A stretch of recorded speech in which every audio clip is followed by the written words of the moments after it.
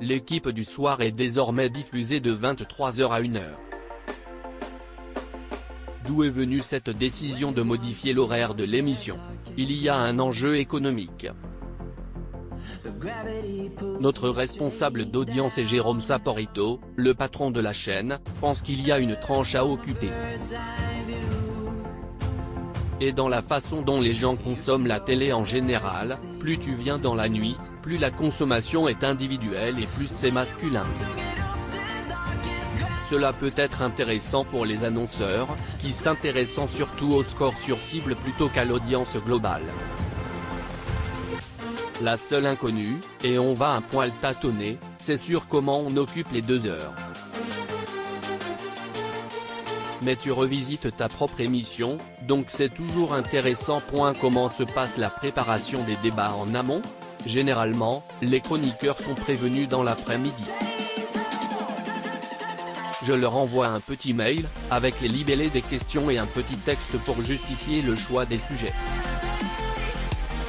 Je les préviens toujours, comme ça, ils peuvent préparer la question pour davantage enrichir le programme. Fondamentalement, l'équipe du soir, c'est un journal débattu, une émission de plateau de débat. À lire également, s'informer et s'amuser autour du football. Grégory Asher présente la nouvelle version de l'équipe de Greg. Qu'est-ce qui fait un bon chroniqueur de l'équipe du soir? Il faut que ce soit simple. On peut forcer le trait parce qu'on est un peu caveau parfois. Mais leur nature profonde n'est pas trahie, parce qu'ils offrent aux téléspectateurs leur nature.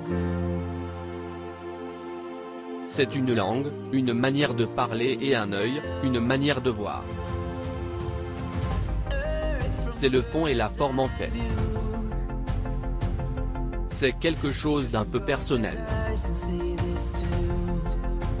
Les chroniqueurs ont un ton personnel de voir les choses. C'est un sens de la narration, de la manière de raconter. C'est ça qui m'intéresse. Ça doit être une récré pour eux. Comment vous organisez-vous sur le plan personnel pour suivre le rythme? Jusqu'ici, on finissait l'émission entre minuit et minuit 30. Après, en général, on va se prendre un petit verre. Quand je rentre chez moi, je veux faire un peu autre chose, voir un truc, un peu de lecture, un podcast, et je me couche vers 2 ou 3 heures. Bon, certains chroniqueurs me disent que c'est un peu tard.